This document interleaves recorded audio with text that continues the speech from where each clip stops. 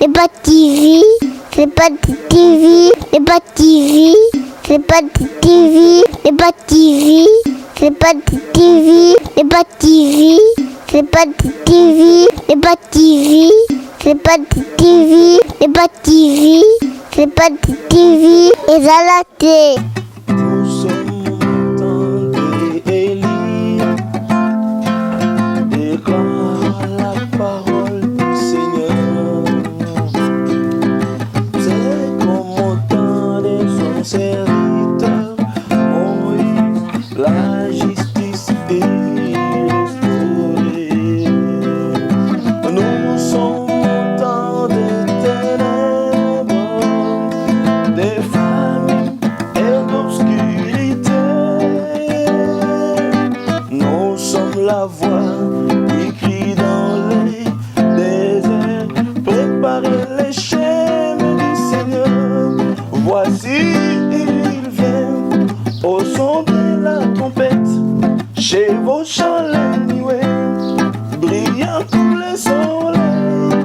Élève ta voix, c'est le jubilé, car dimension ton Seigneur vient. Voici, il vient au son de la trompette. Chez vos chants les nuées, brillant comme le soleil. Élève ta voix, c'est le jubilé, car dimension ton sauveur vient. Oh, oh, oh, oh. Personne n'est comme Jésus. Personne n'est comme Jésus. Personne n'est comme Jésus. Personne n'est comme Jésus. Personne n'est comme Jésus. Personne n'est comme Jésus. Personne n'est comme Jésus. Personne n'est comme Jésus. Personne n'est comme Jésus. Personne n'est comme Jésus. Personne n'est comme Jésus. Personne n'est comme Jésus. Personne n'est comme Jésus. Personne n'est comme Jésus. Personne n'est comme Jésus. Voici, il vient au son de la trompette. Chez vos chants les nuées, brillant comme le soleil. Élève ta voix, c'est le jubilé, car dimension ton Seigneur vient. Shalom peuple de Dieu, d'Njili, de Kinshasa, de la RDC, de partout au monde qui nous suivent en ces moments. Nous sommes très contents de nous retrouver devant vous par la grâce du Seigneur.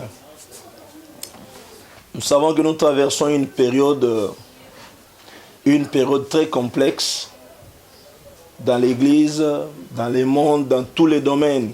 C'est une période où nous devons tirer, ou sinon nous pouvons tirer beaucoup de leçons de la part de notre Seigneur. Nous voulons enseigner le peuple de Dieu que nous dirigeons dans l'église Bethesda CEPAD, communauté des églises pentecôtistes Agneau de Dieu. Nous voulons enseigner le peuple de Dieu de toutes les églises, de toutes les communautés du monde entier. Parce que nous n'avons qu'un seul Père, un seul Seigneur, un seul baptême. Et voilà. Et ce qui nous unit, c'est la parole de Dieu.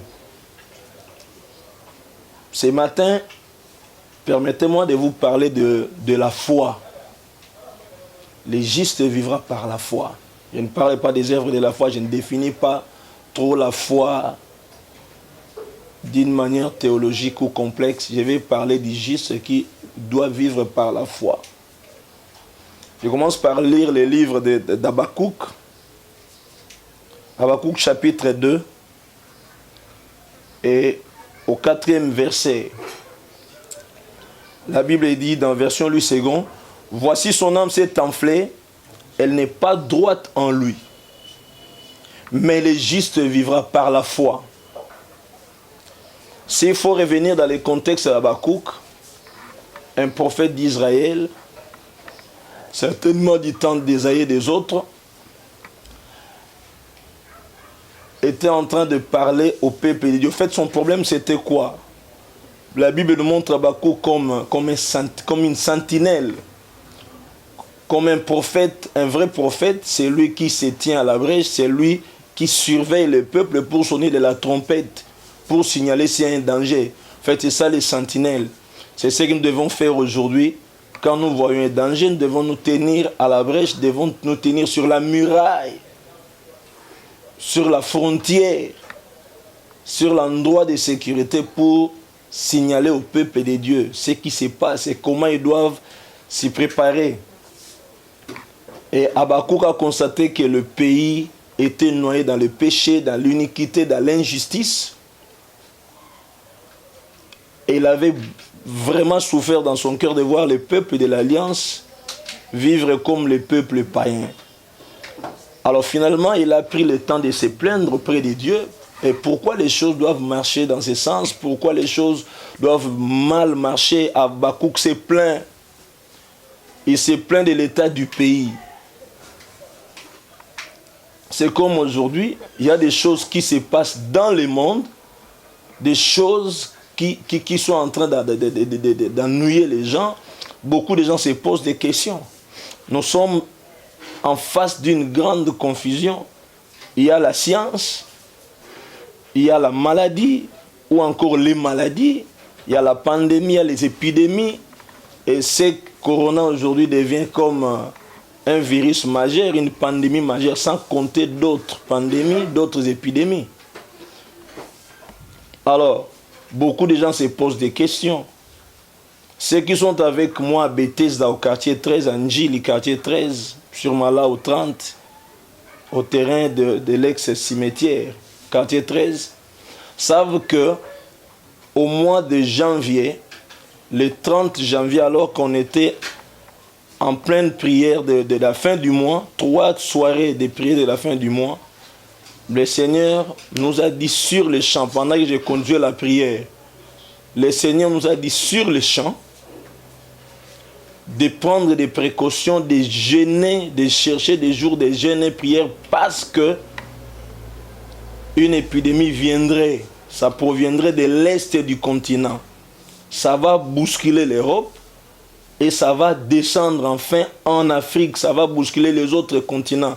Mais ça va descendre en dernier lieu en Afrique. Et j'ai vu dans mon pays comment cette épidémie pourrait massacrer presque un tiers de la population. Et j'ai dit aux gens, j'ai expliqué à l'église, et le Seigneur nous a dit de prier. J'ai même dit au Seigneur, nous sommes fatigués, on venait de trop de programmes. Le Seigneur m'a dit, vous avez tout le temps de jeûner parce que cela viendrait avant la fin du mois de mars. Donc avant de terminer le mois de mars, cela paraîtrait déjà. Et le Seigneur a dit que ça ne passerait pas le mois de mars, ça se manifesterait. Dimanche 2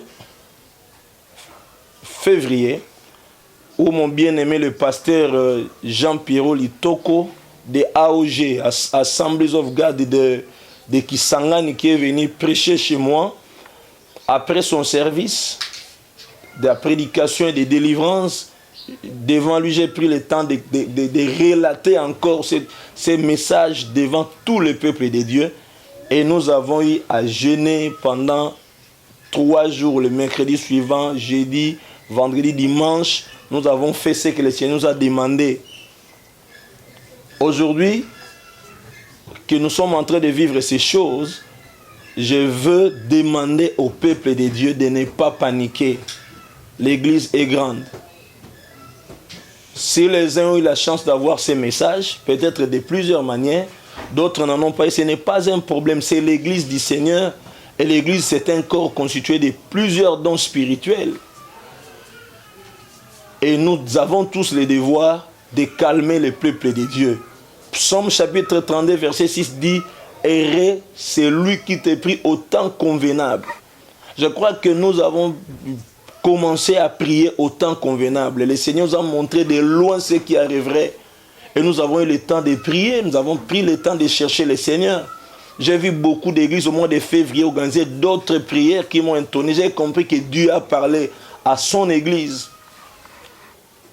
Donc, peuple de Dieu, ne vous découragez pas. Je vous prie de ne pas nous décourager.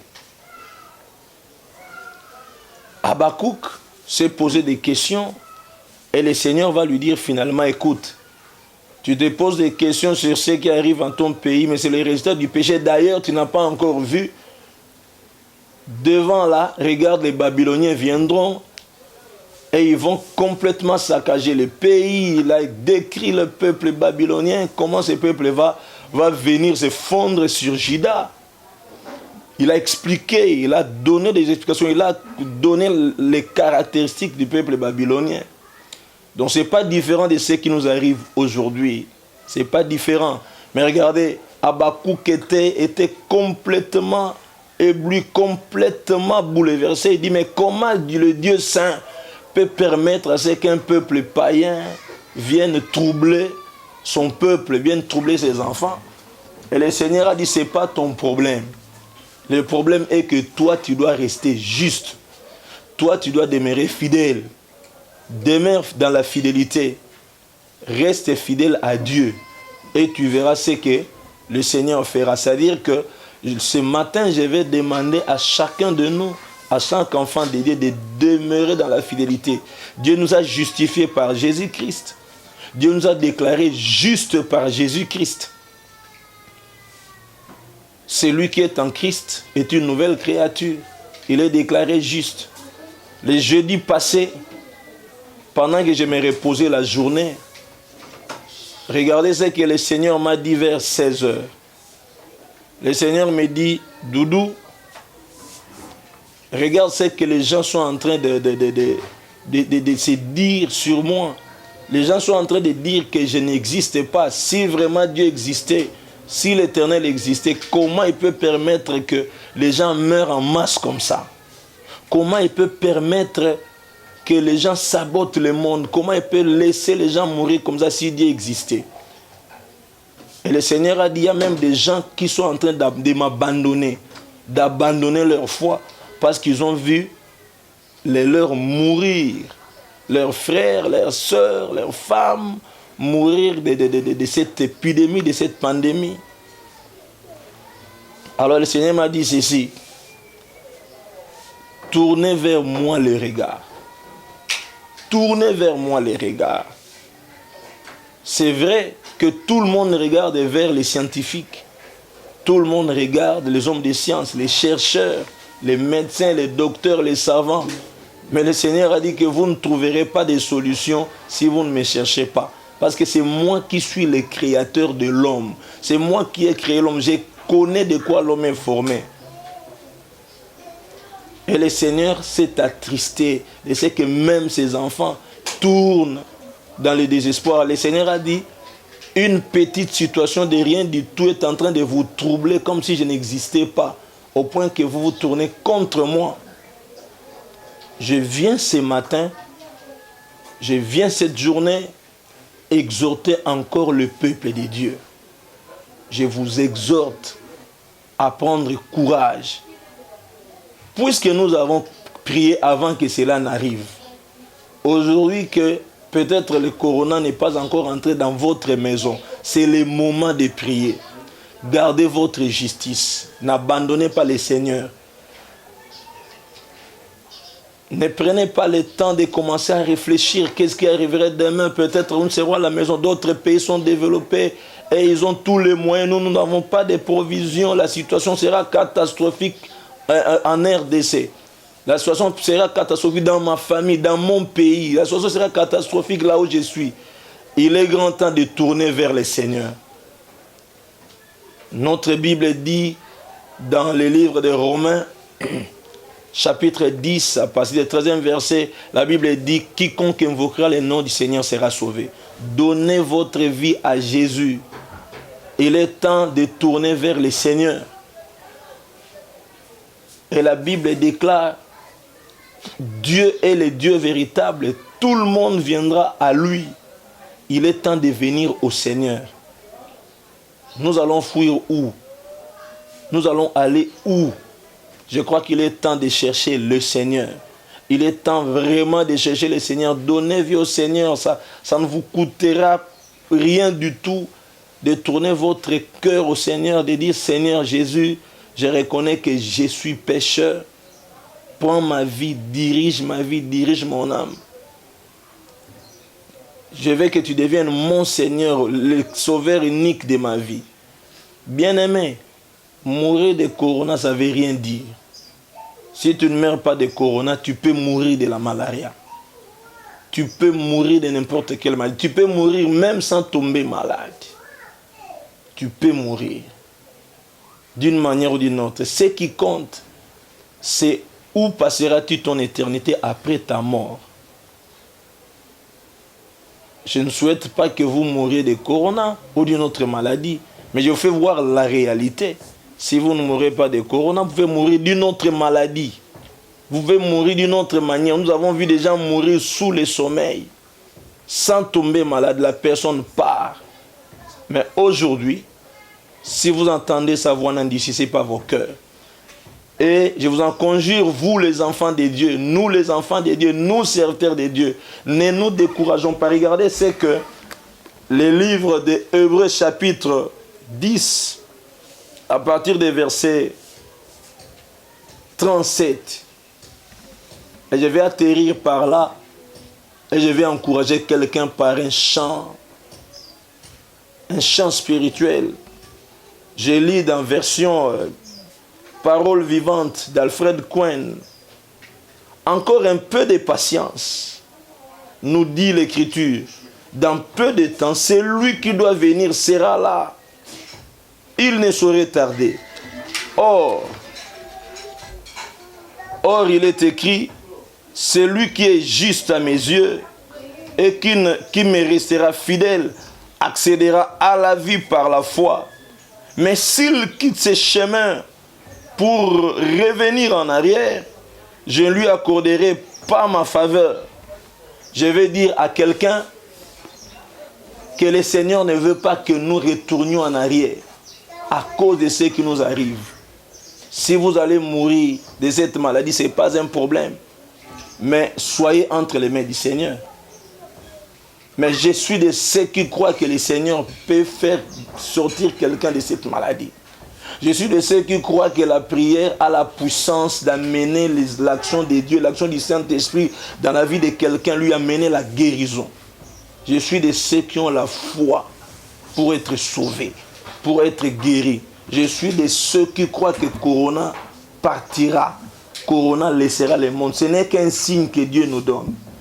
Nous aurons d'autres séances pour vous montrer, pour vous expliquer les leçons que nous pouvons tirer, les leçons de la fin des temps que nous pouvons tirer de cette pandémie. Il y a des leçons à tirer. Ne vous y trompez pas. La Bible dit, on ne se moque pas de Dieu. Le Seigneur Jésus reviendra et bientôt il reviendra. Nous avons entendu parler des déluges, nous avons entendu parler de Sodome et Gomorrhe brûlés par le feu à cause du péché. Mais aujourd'hui, qu'est-ce qui dit que Dieu ne veut pas laisser le monde mourir à cause du péché, à cause de cette dépravation des mœurs, à cause de la science qui s'élève contre la volonté de Dieu? Observez bien comment la science s'élève contre la volonté de Dieu. Dieu donne le sens à la vie humaine. Mais regardez comment la science est en train d'enlever le sens de la vie humaine. Et vous les scientifiques, moi aussi je suis scientifique, technicien comme vous, je vous dis une chose. Tout ce que nous faisons, la Bible dit que Dieu nous a donné le pouvoir de dominer, pas de détruire. Dominer, gérer le monde, pas de détruire le monde.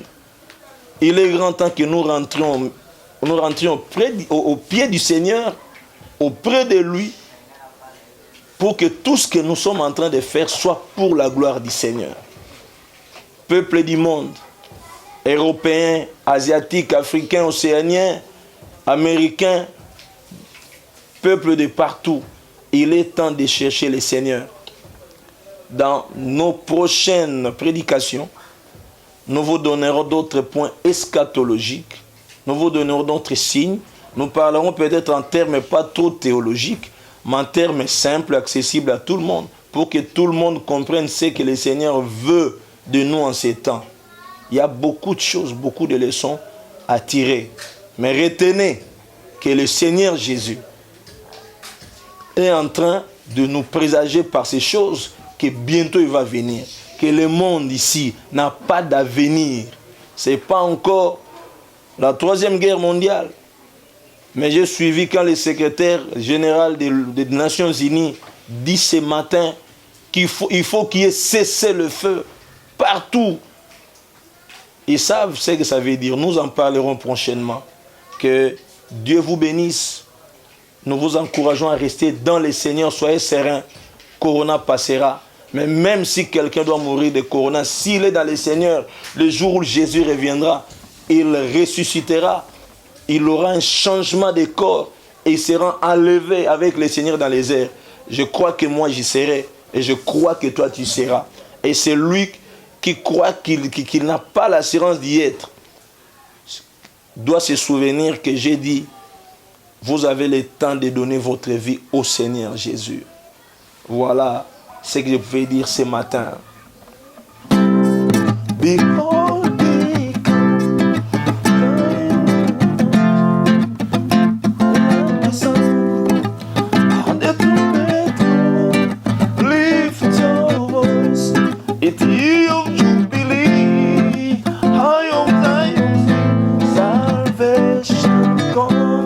voici il vient au son de la trompette, chevauchant les nuées, brillant comme le soleil.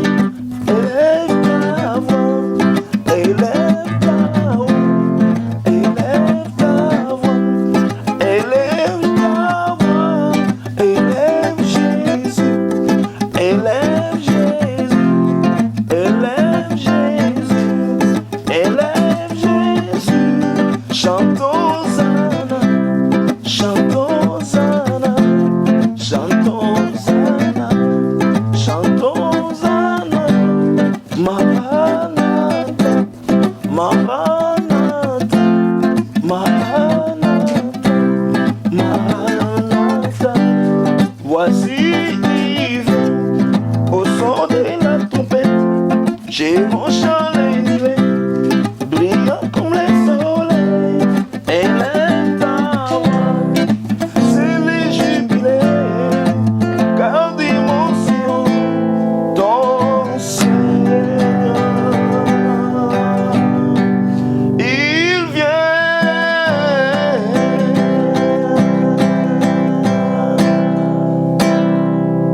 Que Dieu vous bénisse. C'est pas TV, c'est pas TV, c'est pas TV, c'est pas TV, c'est pas TV, c'est pas TV, c'est pas TV, c'est pas TV, c'est pas TV, c'est pas TV, c'est pas TV, c'est pas TV, et ça la télé.